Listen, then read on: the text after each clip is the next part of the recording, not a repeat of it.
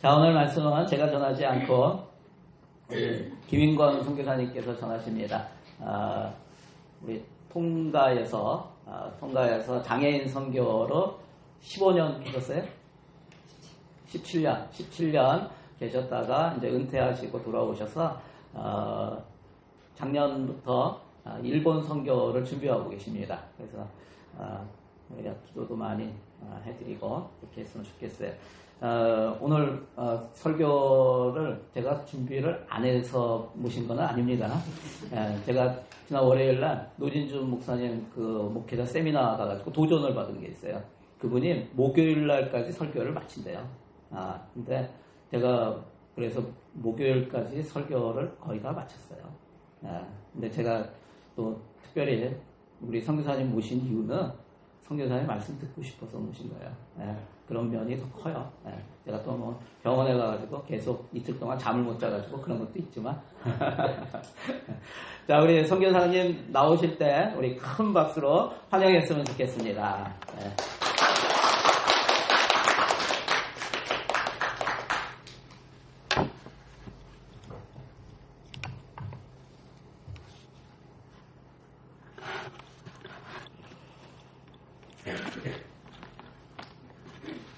남윤희 사모님께서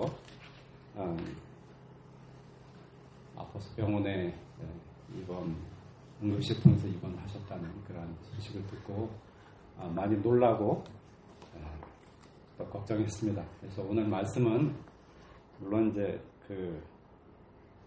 그런 회복을 위해서 준비한 말씀은 아니지만은 하나님이 주시는 은혜의 축복이라는 그런 말씀을 가지고 여러분들과 같이 말씀을 나누어 보도록 하겠습니다.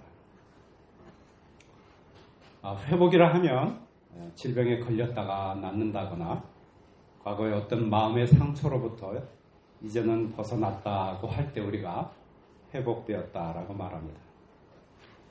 그런데 좀 더 깊이 우리의 삶과 주변을 돌아보면 회복에는 여러 형태의 회복이 있음을 알 수 있습니다. 첫째는 우리 믿는 자로서 영적인 회복입니다. 자신의 영적인 상태를 돌아보고 하나님과의 관계를 회복하는 것. 두 번째는 우리가 너무 잘 아는 신체적 또는 정서적인 회복이죠. 질병에서 회복되거나 수술 후에 완쾌되거나 과거의 아픈 상처를 극복하거나 잊게 되는 것. 자기 자신으로부터의 회복, 자기 자신의 회복이라고 할 수 있습니다. 그리고 주변 이웃과의 사이에 생겼던 문제 또는 가족이나 이웃과 다투었다가 그래서 소원해졌다가 그 관계를 회복하는 그런 회복도 있습니다. 주변 사람들과의 회복이라고 그렇게 얘기할 수 있습니다. 그래서 건강이나 금전이나 신뢰나 믿음이나 그런 것들을 잃었다가 다시 찾을 때 그것을 회복했다라고 우리가 이제 그렇게 얘기를 합니다. 그러면 이제 믿는 자로서 좀 더 깊은 의미로 회복이라는 주제를 성경적인 맥락에서 접근해 보겠습니다. 예수님의 관점에서 예수님의 사역과 연관시켜서 본다면 누가복음 19장 10절에 예수님께서 이렇게 얘기하셨습니다. 인자가 온 것은 잃어버린 자를 찾아 구원하려 함이니라. 잃어버린 자를 찾아 구원하시는 것이 예수님의 구원 사역이고 그것이 또한 회복해 하시는 예수님의 사역이다 이렇게 얘기를 할 수 있습니다. 그리고 누가복음 15장을 보면 회복에 대한 예수님의 관점을 우리가 아주 잘 알 수 있습니다. 15장은 예수님이 세리와 죄인들에게 하시는 말씀들입니다. 3절에서 7절까지는 우리가 잘 아는 잃은 양의 비유입니다. 자신의 미련함으로 인해서 하나님을 떠나 방황하는 그런 존재를 한 마리의 양으로 예수님이 비유하셨습니다. 8절부터 10절은 잃은 드라크마의 비유입니다. 자기가 잘못해서 경제적으로 큰 손실을 입을 뻔했지만 나중에 그것을 되찾고 기뻐하는 모습을 우리가 그 비유에서 볼 수 있습니다. 그리고 오늘 우리가 잘 아는 읽었던 11장부터 32절까지는 탕자의 비유입니다. 자기가 원하는 대로 살려고 이제 아버지의 집을 떠났다가 폭삭망해서 모든 것을 다 잃고 겨우 몸만 가지고 자기 집으로 돌아가는, 아버지께로 돌아가는 탕자의 모습을 볼 수가 있습니다. 그러면 이 15장에 있는 이 세 가지 비유가 무엇을 의미하는지 한번 보겠습니다. 그것은 잃은 것들을 다시 찾는 것들에 대한 비유입니다. 잃은 것들을 다시 찾는 것. 목자는 양을 잃었다가 찾았고 여인은 결혼 지참금이었던 귀한 드라크마를 잃었다가 다시 찾았습니다. 그리고 사랑 많은 인자한 아버지는 이제 막내 아들, 둘째 아들이죠. 탕자를 잃었다가 다시 찾는 그러한 모습을 볼 수가 있습니다. 여러분, 회복이란 바로 그런 것이라고 생각합니다. 건강을 잃었다가 다시 찾으면 그것을 우리는 몸의 회복이다라고 하고, 재산을 잃었다가 다시 찾으면 경제적으로 회복되었다. 그리고 과거의 나쁜 기억이나 겪었던 고통 때문에 자신감을 잃고 열등감이나 자책감을 가지고 사는 것 역시 자신을 잃었던 것이나 마찬가지인데, 그럴 때 그런 정서적, 정신적 고통에서 벗어난다면 그것 역시 우리가 회복이라고 그렇게 얘기를 할 수가 있습니다. 얼마 전에 한국에서 오시는 선교사님은 제가 공항에 픽업하러 갔던 적이 있습니다. 그분은 혼자 오랫동안 사역을 하셔서 이제 가족들과 오랫동안 떨어져 지냈습니다. 그리고 그 사이에 자녀들은 결혼해서 분가를 하고 흩어져 살게 되었죠. 사역 초기에는 부인과 자녀들이 합류를 했지만 이 사역의 특성상 가족이 그 사역을 감당하기가 힘들어서 이제 혼자서 사역을 계속하게 됐습니다. 그렇게 해서 오랫동안 떨어져 살다 보니까 이제는 가족인데도 전과 같지 않고 굉장히 서먹해지는 그런 관계가 되었어요. 근데 이제 나이가 70이 다 되어가고 그동안 자녀들과 사이가 멀어졌는데 이제는 어떻게 하면 좋을지 그 걱정을 하고 계시더라고요. 그동안 아버지 노릇을 못해서 자녀들이 이제는 자기를 어떻게 생각할지 그런 것을 불안해하고 있었습니다. 자기는 선교사로서 지금까지 하나님 앞에서 믿음으로 살려고 애를 썼는데 자녀들이 그것을 이해해 줄지 걱정을 하고 있었던 것이죠. 그리고 그 힘들어하는 모습이 저한테 참 안타까워 보였어요. 그래서 그분에게 제가 말했습니다. 때가 되면 아버지가 그동안 왜 그렇게 했는지 자녀들이 이제 이해하게 될 것입니다. 그런 때가 올 것입니다. 라고 제가 그렇게 말씀드리면서 위로를 드렸어요. 그러면서 제가 저의 차 안에서 저의 그 경우에 대해서 그분께 말씀드렸습니다. 사실 저의 그 어린 시절에 가진 축복은, 그 추억은 이 기억하기 싫은 그런 기억들이에요. 특히 사춘기를 겪으면서 중학생 때 겪었던 그런 기억은 참 억울했다. 그렇게 생각했었습니다. 물론 저보다도 더 힘든 시절을 그런 과정을 겪은 분들이 많을 것입니다. 그러나 저에게는 그때를 돌아보면 참 억울하다. 참 너의 인생이 참 안 됐다라고 그렇게 생각을 했었습니다. 그때 저와 가족들에게 그런 고통을 준 분은 저희 아버지입니다. 보통 아들들은 아버지에 대한 생각이 많죠. 제가 아주 어렸을 때 아버지가 그 당뇨에 걸리기 전에는 나름대로 그 단란한 가정을 살았습니다. 그런데 이제 제가 중학교 들어갈 즈음에 아버지의 그 당뇨가 점점 심해지고 아버님이 이제 그 버스를 운전하셨는데 그것을 이제 그만두셨어요. 그래서 이제 가정이 어려워지니까 어머니가 행상을 나가셔서 소금이나 이 빨래비 누고 이런 거를 머리에 이고 지고 팔고 시골에 다니면서 하는 그런 고통을 겪으셨어요. 이제 저희가 이제 이렇게 가정이 점점 경제적으로 어려워지고 이 아버님이 이제 뭐 강화에 가셔서도 당뇨 치료를 받고 했지만은 이 오랜 기간 당뇨가 제대로 치료가 안 되니까 이제 아버지가 이제 좌절을 하셨어요. 좌절을 잃고 좌절을 하고 이제 소망을 잃고 그러면서 이제 그 좌절 때문에 평소에 즐기던 그 술을 다시 드시게 됐어요.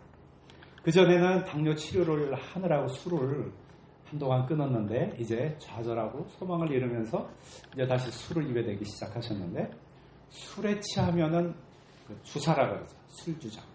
근데 그걸 하시는 거예요. 그리고 이제 술에 취해서 주사를 부리시면은 이제 폭력적으로 변하죠. 그래서 집안의 물건이 부서지고 이제 자식들이 쫓겨나가서 한밤중에 밖에 서 있다가 아버지가 마침내 이제 골아 떨어지면은 이제 그때야 집에 들어가서 불안하게 이제 잠을 잤다. 그런 날이 한두 날이 아니었어요. 그때 저의 유일한 소망이 무엇이었냐 하면은 내가 얼른 커서 힘을 키워서 아버지가 저럴 때 뒤에서 꽉 잡거나 아니면 눌러서 완력을 못 쓰게 해야겠다. 라는 그런 생각을 했었어요.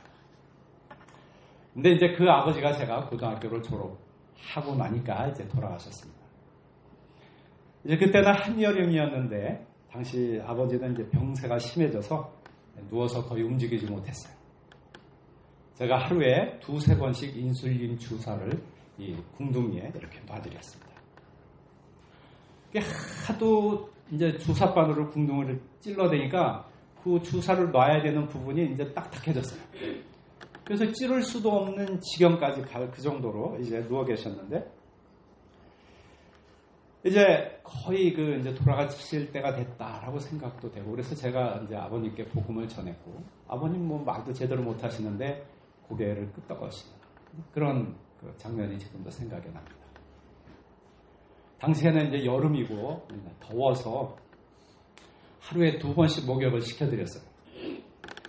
어느 날 아버지가 첫 번째 목욕이 끝나니까 옷을 아주 깨끗한 옷으로 이제 입혀달라고 그렇게 얘기를 하시고 좀 있다가 또 면도를 또 해달라고 하시더라고요. 면도를 해드리고 눕혀드렸는데 이제 날씨가 더우니까 다시 또 목욕을 하고 싶다고 이제 그러셔서 이제 목욕통 안에 이렇게 모시고 이제 물을 이렇게 살살 끼얹으면서 더위를 식혀드리는데 돌아가셨습니다. 그런 아버지에게 제가 무슨 좋은 기억이 있겠습니까? 저는 이제 술이 아버지를 그렇게 만들었다고 생각해서 술을 절대 입에도 대지 않았을 뿐만 아니라 술 먹는 친구들, 고등학교 친구들, 대학교 친구들, 술 먹는 친구들 아주 경멸을 했어요. 누가 나한테 술을 권하면 막 욕을 해댔고 왜 그랬냐면 아버지와 술에 대한 기억이 굉장히 저에게 이렇게 나쁘게 색인이 되어서 그 기억이 아주 깊게 새겨졌던 거예요. 그런데 이제 제가 자녀를 낳고 키우면서 이제 제가 아버지가 됐잖아요. 처음에 첫째하고 둘째를 낳아서 키울 때는 제가 아버지로서 어떤 역할을 해야 되는지 알 수가 없었어요. 잘 몰랐어요. 그때는 젊었고 또 애들을 키우느라 그리고 직장과 사역에 치여서 저 자신을 돌아보거나 가족을 돌아볼 그런 여유가 없었어요. 그런데 이제 제가 49, 50에 이제 늦둥이를 낳았는데 이제 늦둥이를 키우면서 저의 문제가 이렇게 그 전에 잘 드러나지 않았던 그런 문제. 다른 사람들은 알고 있었지만 저는 잘 몰랐던 그런 문제가 아주 확연히 드러났는데 여러분들은 잘 모르시죠? 젠틀해 보이는 그런 선교사구나 이렇게 생각을 하실지 모르지만 저는 사실 화를 되게 잘 냅니다. 그냥 갑자기 화를 내고 그러죠. 밖에서는 안 그래요. 그래서 아내에게 특히 선교에 있을 때 우리 셋밖에 없는데 아내에게 화를 내고 또 막내는 어렸을 때인데 그 막내에게도 자주 그렇게 큰 소리를 지르고 화를 내고 그래서 제가 화를 낼 때마다 막내가 막 힘들어하면은 제가 막 자책을 하는 거예요. 이거 통제가 안 됐는데 내가 이게 잘못된 거는 알겠는데 왜 이렇게 통제가 안 되지? 왜 내가 아들과 아내를 이렇게 사랑하면서 왜 그렇게 화를 내서 아들을 힘들게 하고 가족을 힘들게 할까 하고 그런 자책을 했었어요.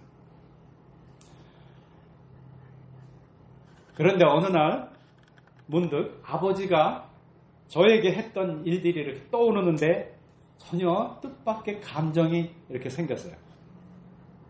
그때 느낀 게 뭐냐면 지금 내가 나의 자녀들이 이렇게 끔찍하게 사랑하는 것처럼 아버지도 나를 그렇게 사랑했을 텐데 라는 그런 생각이에요.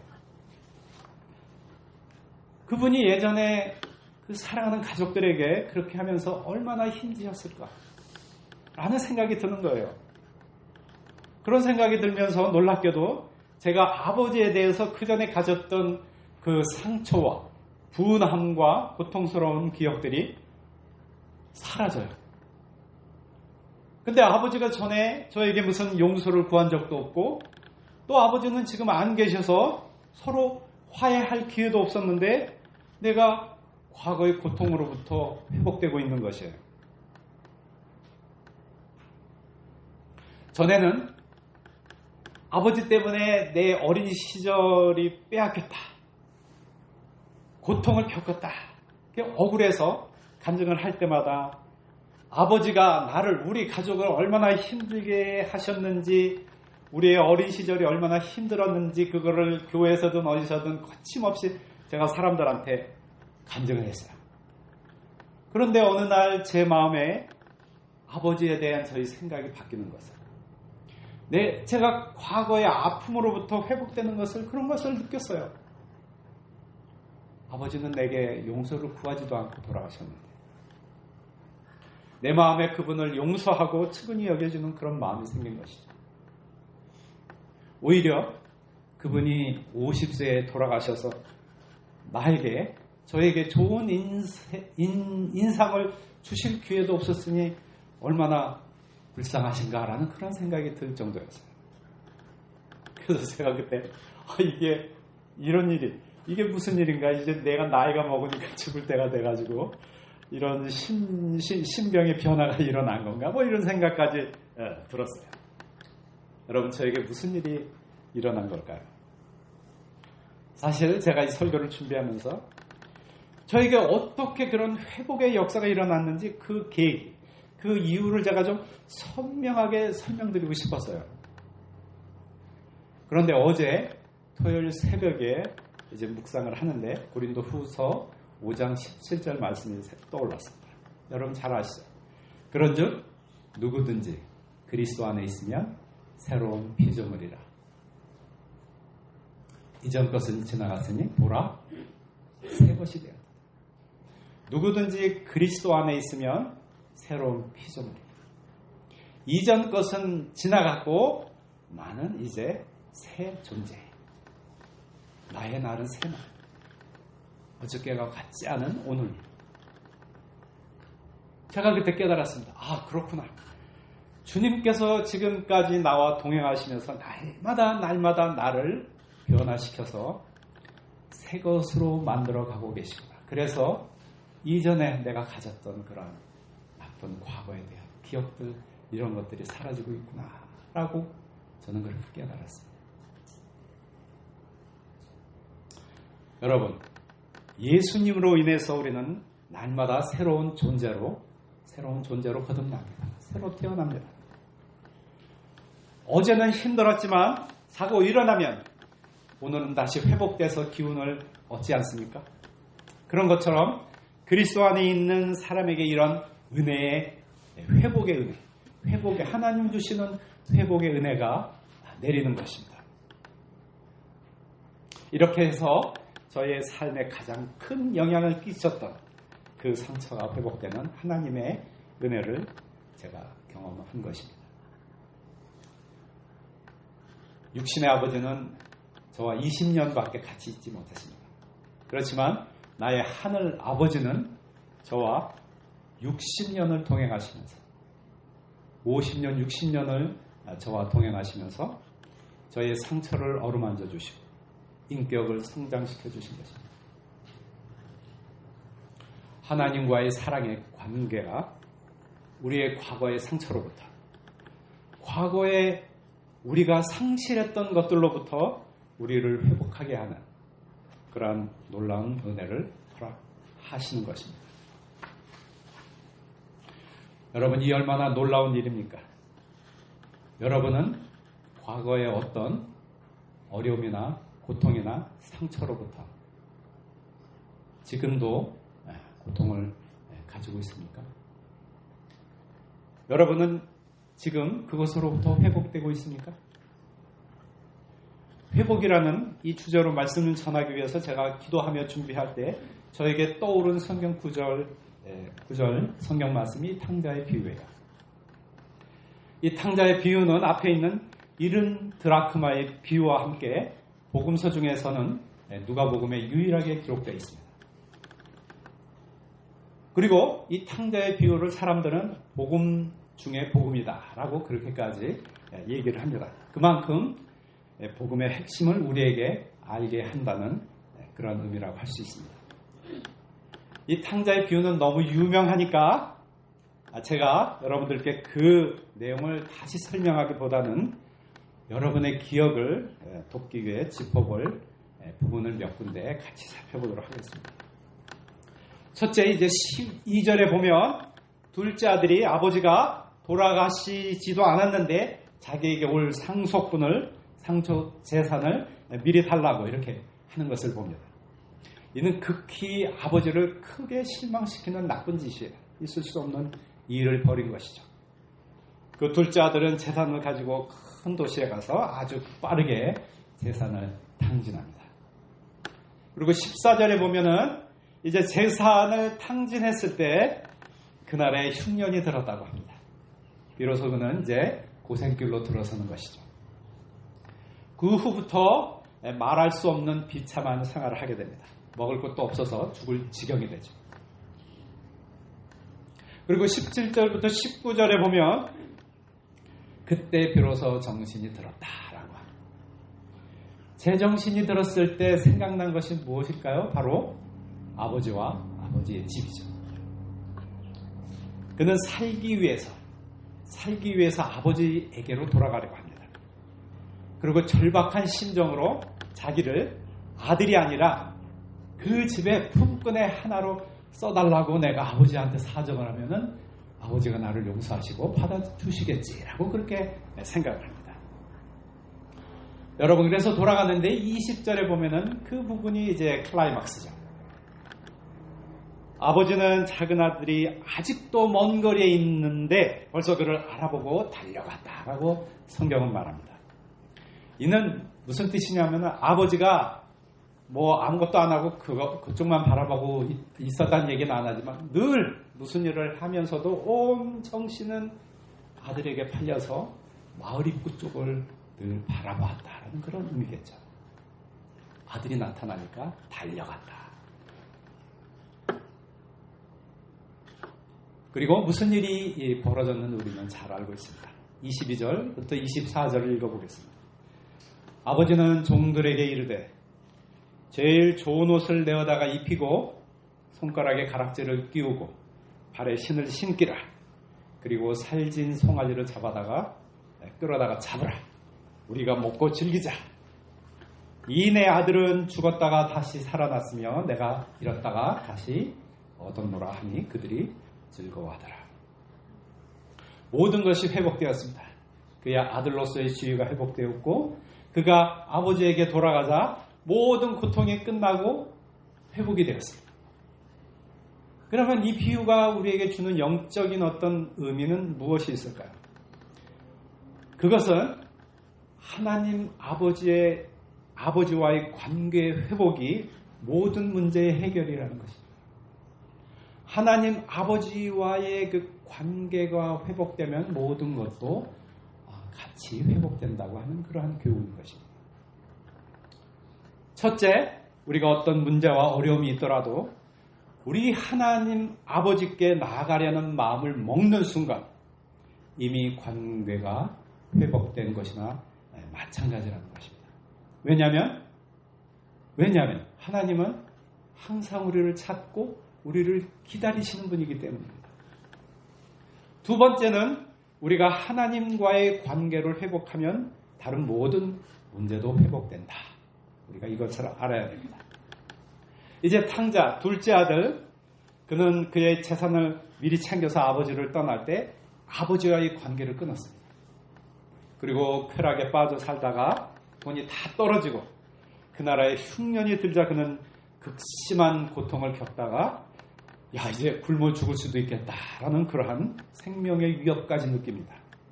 그때 비로소 과거의 실수와 실패와 고난을 통해서 자기 자신의 모습, 자기 자신을 이제 돌아보게 되는 것입니다.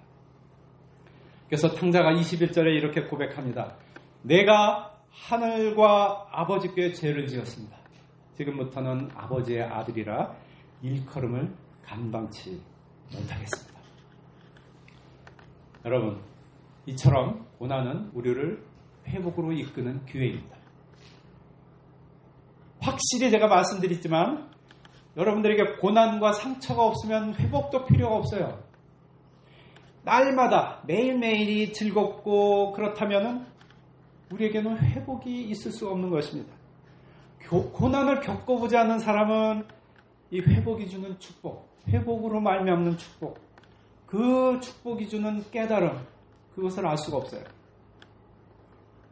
고난은 탕자로 하여금 아버지께로 돌아가야겠다는 그러한 절박함을 갖게 하였죠. 돌아보면은 안타깝게도 세상에 많은 사람들이 고난을 당할 때, 큰 상처를 입었을 때 돌아갈 곳, 치유할 곳을 찾지도 못합니다. 이 세상에서 기댈 곳을 찾지 못합니다. 그러나 감사하게도 우리에게는 하나님 아버지가 계십니다. 우리가 힘들고 어려울 때 돌아갈 아버지가 있으니 얼마나 감사할 일입니까? 탕자는 아버지와의 관계를 끊고 떠나갔지만 그럼에도 아버지는 아들과의 관계를 끊지 않고 여전히 아들을 기다리고 있었던 것이죠. 그렇다면 우리에게 이 회복의 역사가 있게 하기 위해서 우리가 해야 할 것이 무엇일까요? 어떻게 하여야 우리의 삶 속에 회복을 경험하게 될 것일까요? 첫째는 회복을 위해서는 하나님의 때가 있다는 것입니다. 그 하나님의 때가 있다는 것을 우리는 알아야 됩니다. 그렇게 우리는 하나님의 때를 기다리는 인내가 우리에게 필요합니다. 둘째는 우리를 향한 하나님의 사랑에 대한 절대적인 신뢰가 필요합니다. 우리를 향한 하나님의 사랑, 그 사랑에 대한 절대적인 신뢰, 그것이 우리에게 필요합니다. 탕자는 단지 살기 위해서, 입에 풀칠을 하기 위해서 아버지에게 돌아가려고 했지만 아버지는 그 아들의 모든 것을 회복시켜 주셨어요. 탕자는 자기가 비록 망가졌지만, 비천한 처지가 되었지만 결국 아버지가 자신을 여전히 사랑하며 기다리고 있을 것이라는 그 믿음을 발견했어요. 그래서 그는 집으로 돌아갈 수 있었던 것입니다. 여러분, 예수님을 만나는 순간 회복이 시작됩니다. 우리가 하나님께 나아가는 순간 우리에게 회복이 시작되는 것입니다. 중요한 것은 우리가 탕자처럼 이 세상에서 헤매고 다녀도 하나님께서 늘 우리를 기다리고 계시다는 것을 우리가 이것을 알아야 하는 것이다. 그래서 우리가 하나님의 때에 하나님을 찾고 늘 우리를 기다리시며 두 팔을 벌려 우리를 기다리시는 하나님께 나아가야 마침내 진정한 회복이 찾아오는 것입니다. 여러분, 헬라 성경에, 신학 성경에 보면은 같은 시간인데도 사람의 시간을 말하는 크로노스가 있고 하나님의 때, 하나님의 시간을 의미하는 카이로스가 있습니다. 크로노스는 우리 모두의 시계나 이 달력에 나오는 그러한 시간이나 일자, 예를 들면 오늘 2025년 7월 6일 몇십니까? 10시 57분. 이것이 크로노스의 시간입니다. 이것은 의미가 없습니다. 그러나 카이로스는 영적인 의미를 갖고 있는 시간입니다. 하나님의 역사가 이루어지는 그 때를 말하는 것입니다. 성경에는 이러한 카이로스의 시간을 나타내는 그런 장면들이 많이 있습니다. 창세기 15장에 보면 하나님께서 아브라함과 데이트하는 장면이 나옵니다. 여러분, 저는 이것을 이렇게 상상으로 표현을 하지만 여러분들도 한번 상상을 해보세요. 15장 5절을 보면 하나님이 밤에 아브라함을 밖으로 데리고 나가십니다. 그리고 아마 아브라함의 어깨에 손을 얹고 하나님께서 아브라함, 저 밤하늘에 있는 별들을 봐. 무지무지하게 많지? 우리 한번 세어볼까? 별 하나, 나 하나. 별들, 나. 별 셋, 나 셋. 별 9,999, 나 9,999 하다가 아마 굉장히 힘들지. 별이 저렇게 많아. 그런데 내가 너에게 복을 주어서 저 별보다 너희 자신은 더 많게 해줄게. 그러자 6절에 아브라함의 반응이 나옵니다. 뭐라고 쓰여있습니까? 아브라함이 여호와를 믿으니 여호와께서 이를 그의 의로 여기시더라. 아브라함이 여호와를 믿으니, 아브라함이 하나님의 자기를 향한 그 사랑을 신뢰하니 하나님께서 아브라함의 그것을 의로 여기셨다는 놀라운 성경 구절입니다. 그래서 그 자리에서 아브라함과 하나님 사이에 언약이 세워지고 그것이 이스라엘 민족에게 계속 이어집니다. 하나님은 사랑의 약속을 하시고 아브라함은 그것을 그대로 받아들였습니다. 그 순간에 놀라운 역사가 시작된 것이었고 이것이 바로 카이로스의 시간입니다. 이러한 순간이 성경에 많습니다. 야곱은 오래전에 자기의 형 에서를 속여먹었죠. 그리고 도망갔다가 이제 가족을 이루고 재산을 가지고 돌아올 때 형 에서를 만나게 됩니다. 두려움에 떨어요.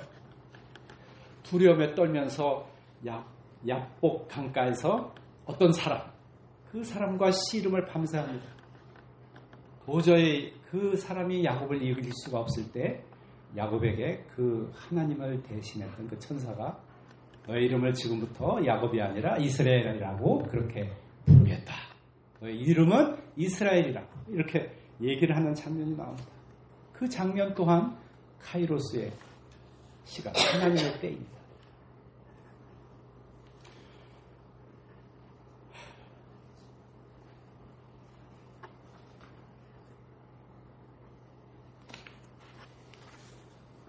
또 바울이 그 다메섹에서 가는 길에서 예수님을 만나는 장면도 우리가 잘 알고 있죠.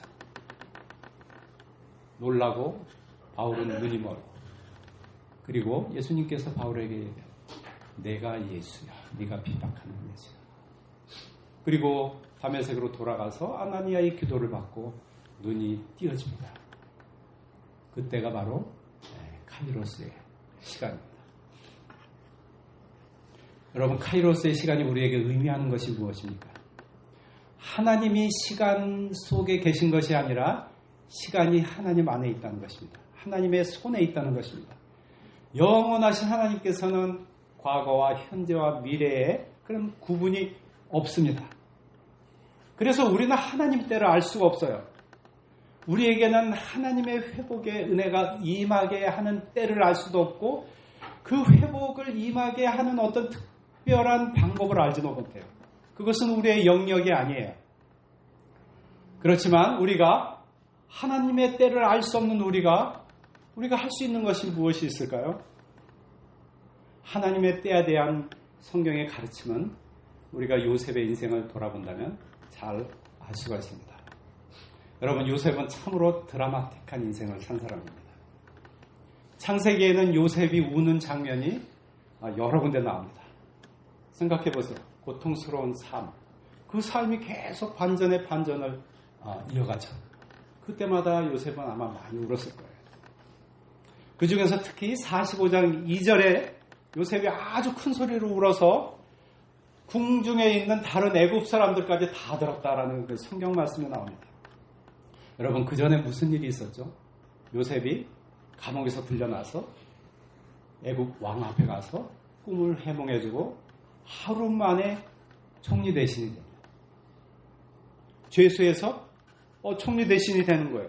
그리고 마침내 이제 흉년이 들어서 이제 가나안에 살던 그 형들이 애굽으로 곡식을 사러 오지 않았습니까? 요셉은 그들을 대번에 알아봅니다.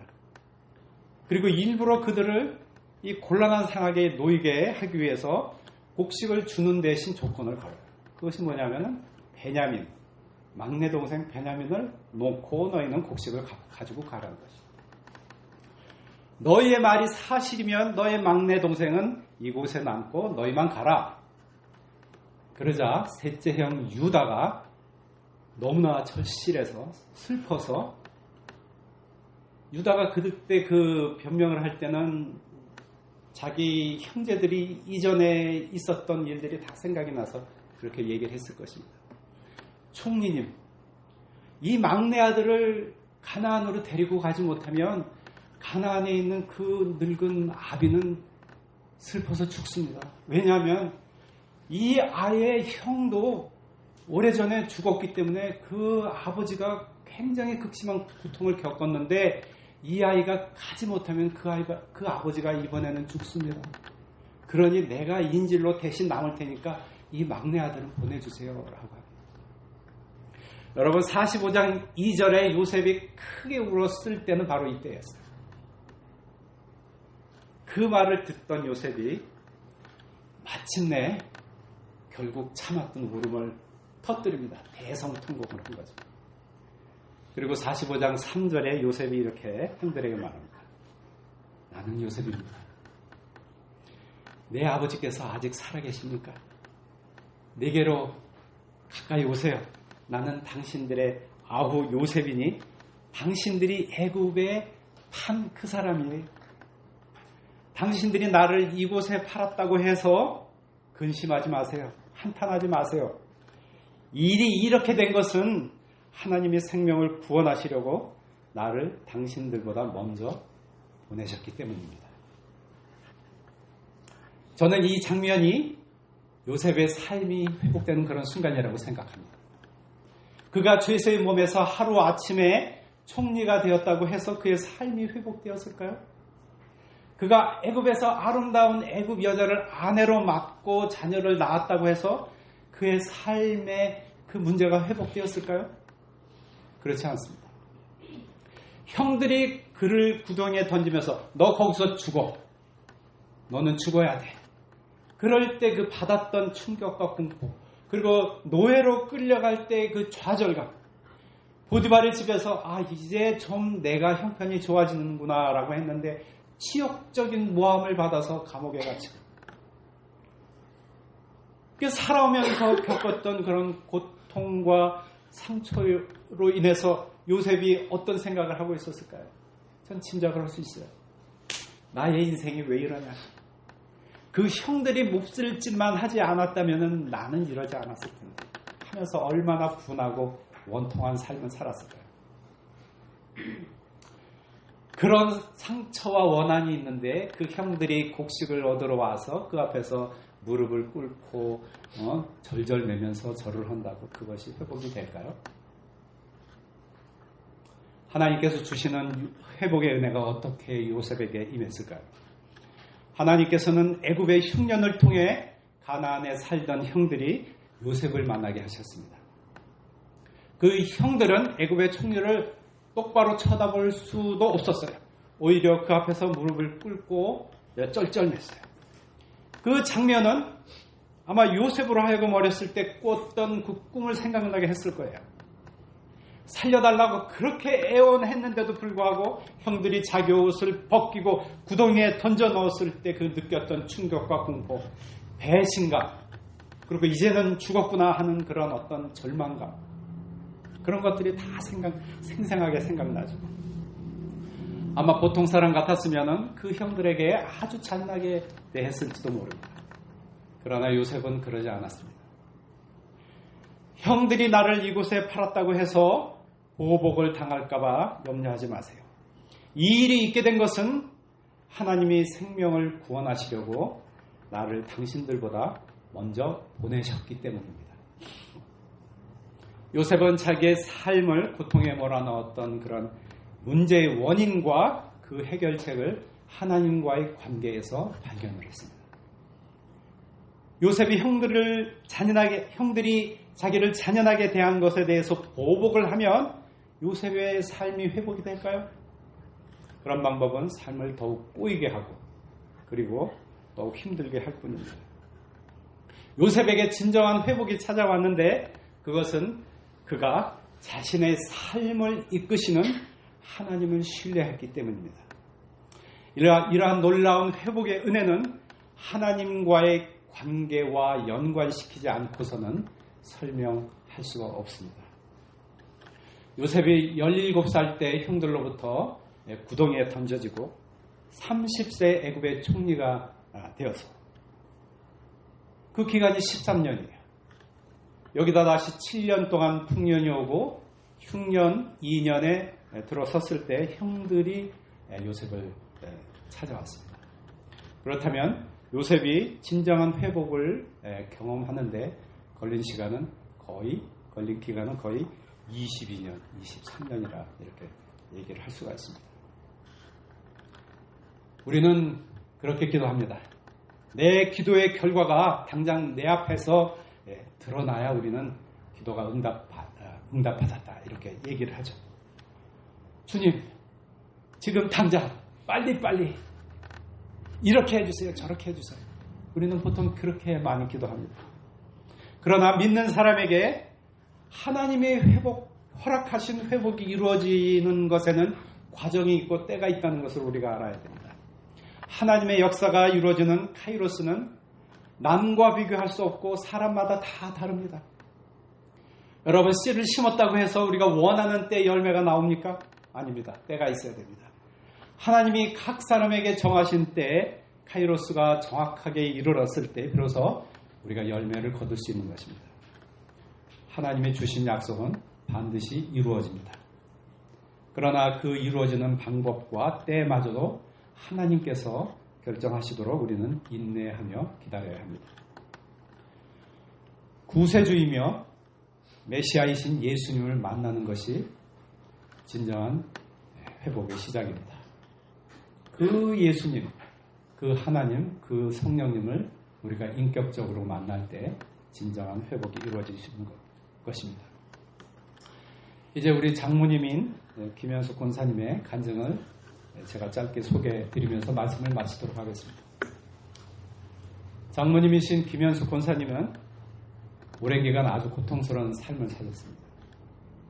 초기 산성교회 그 교인들의 간증집인 산성행전이라는 책이 있는데 그 책에 211쪽에 보면은 우리 장모님의 간증이 고난의 열매라는 그런 소제목으로 실려 있습니다.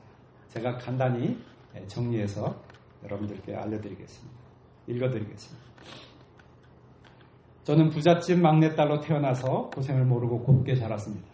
그러다가 시집 와서 44년을 사는 동안 많은 고생을 겪게 되었습니다. 시집살이도 심했고 시아버님이 위암으로 투병 중이어서 하루에 6번씩은 목욕을 시켜드려야 했습니다. 시어머니는 역마살이 껴서 돌아다녀야 산다고 나가셔서는 돌아오지 않으시고 제가 어린 아이들을 키우면서 아버님을 간호해드렸습니다. 시집 올 때 혼숙감을 많이 해가지고 왔는데 그것을 팔아서 아버님이 잡수시고 싶다는 것을 다 사드렸습니다. 그렇게 간호해드린 지 8년 만에 아버님이 돌아가시고 그리고 나서 시어머니가 집으로 돌아오셨는데 중풍으로 누워 계시다가 8개월 만에 돌아가셨습니다. 그러나 남편이 가정을 돌보지 않아서 어린 다섯 남매를 데리고 늘 굶다시피 하면서 살아야 했습니다. 그렇게 집에서 늘 굶기를 밥 먹듯이 하면서도 워낙 자존심이 강해서 아이들에게 혹시 누구에게 굶었다고 말하면은 절대 안 된다고 그렇게 교육시키곤 했습니다. 인천으로 이사를 왔으나 남편은 가정을 돌보지 않고 제가 아는 사람도 없었습니다. 남편은 직장이 없는데도 춤을 추러 다니고 쌀 한 가마니 값이 되는 코트를 해입고 몸치장만 하는데도 저는 남편하고 싸움 한 번 못했습니다. 이 간증에는 쓰지 않으셨지만 장인어른은 오랜 기간 딴집 살림을 차리셔서 장모님을 외롭고 고통 속에 살게 하셨습니다. 그러던 중에 큰 아들이 군대 갈 때 이렇게 말했답니다. 어머니가 우상 숭배를 하고 예수를 믿지 않으면 자기가 살아서 돌아오지 못할 테니까 생각해보고 예수를 믿든지 안 믿든지 알아서 하세요. 그때 저는 단군교를 믿고 있었기 때문에 큰 아들이 군대에 가면서 그런 소리를 한 것이었습니다. 천하보다 귀한 아들이 죽는다고 하니까 가슴이 덜컥해서 하나님을 믿어야겠다고 결심을 했습니다. 그래서 처음으로 교회에 나가서 우리 장모님은 딸의 손을 잡고 교회 구석에 앉아서 예배를 드렸습니다. 계속 읽어드리겠습니다. 그렇게 교회에 나온 첫날부터 은혜를 받고 눈물 콧물 범벅이 되어서 우는데 말리는 사람도 없었습니다. 그렇게 복받치게 울고 앉아있는데 하나님 앞에 너무 부끄럽고 죄송하고 그동안 미신을 믿은 것이 억울했습니다. 그 후부터 장모님은 교회에 충성하면서 전도자의 삶을 지금까지 살아오셨습니다. 그리고 특히 가정 문제로 많이 힘들어하는 그런 사람들을 위해 기도하는 용사로서의 삶을 살고 계십니다. 나중에 장인어른 몸이 다 망가지고 병이 들어서 가정으로 돌아왔습니다. 장모님은 이렇게 썼습니다. 나는 예수 믿어서 기쁨이 있는데 남편은 예수를 믿지 않고 지옥 갈까봐 아무리 속썩이고 밉더라도 불쌍히 여겨졌습니다. 장모님은 남편이 몸이 다 망가져서 집으로 돌아왔을 때 불쌍히 여기는 마음으로 남편을 받아들였습니다. 장인어른은 집을 떠난 이후에 당뇨, 혈압, 이도 다 빠지는 등 몸이 만진창이가 되어 돌아오셨습니다. 나중에는 간암 판정도 받았는데 장모님은 그런 남편을 위해서 창자가 끊어지도록 부르짖으며 기도를 했고 하나님께서 기도에 응답하셨다라고 그렇게 말씀하셨습니다. 작년에 장인어른은 이제 당뇨병 때문에 한쪽 다리를 절단하게 되어 휠체어를 타게 되셨습니다. 또 그 즈음에 장모님은 넘어지셔서 고관절이 부러져서 병원에서 수술을 받고 외출할 때에는 이제 휠체어를 타셔야 했습니다. 그런데 얼마 전에 두 분이 수봉공원에 올라가셔서 찍은 사진을 저희가 받았습니다. 둘째 아들이 미는 휠체어를 타고 공원에서 같이 산책하시는 그런 모습이었어요. 놀랍게도 두 분이 휠체어에 나란히 앉아서 손을 잡고 꽃을 배경으로 사진을 찍으셨어요. 그 사진에서 연세가 90이 넘으신 두 분은 마치 이제 청춘 남녀가 연애하는 듯한 모습으로 휠체어에 앉아서 밝은 미소를 짓고 계셨습니다. 제가 장가든 이후로 지금까지 그렇게 두 분이 데이트하시는 모습을 본 적이 없었어요. 주님과의 만남이 없었다면 이것이 가능했을까요? 성령께서 우리 장모님의 마음에 감동을 주지 않으셨다면 이것이 가능했을까요? 하나님께서 살아계시기 때문에 이런 회복의 역사가 있는 것이 아닙니까? 하나님께서 우리의 삶에 동행하시기 때문에 이런 회복의 역사가 일어나는 것이라고 저는 그렇게 믿습니다. 장인어른이 과거의 잘못을 수습을 했다거나 법적으로 뭔가를 정리했다고 그런 것은 없었어요. 그러나 하나님은 장모님의 회황 그리고 고통스러운 그 과거를 회복시키고 계세요. 놀랍게도 해결된 것은 하나도 없는데 회복이 이루어지고 있는 것입니다. 이것이 제가 경험한 하나님이 주시는 은혜의 축복입니다. 사람이 살면서 남겨놓은 그러한 죄의 찌꺼기들, 상처의 고통스러운 기억들을 치워버리는 것은 불가능합니다. 그러나 그것으로부터의 회복은 하나님 안에서 가능합니다. 어떻게 가능하냐고요? 하나님께 나아가 그분과의 관계가 회복되면 나머지는 다 따라옵니다. 그것을 하시는 분이 바로 우리 하나님 아버지이시기 때문입니다. 우리는 고통과 상처, 어려움 속에 있을 때 회복될 때를 간절히 기다립니다. 하나님께서 회복하실 그때가 되면 우리가 회복될 것입니다. 하나님께서 계획하신 그 카이로스의 때가 되면은 우리는 회복될 것입니다. 그리고 우리가 하나님의 사랑을 신뢰하고 그 때를 기다린다면 그 회복의 때는 반드시 옵니다. 그리고 그때는 모든 것이 회복될 것입니다. 왜냐하면 우리 하나님은 신실하시고 사랑이 많으신 우리의 아버지이기 때문입니다.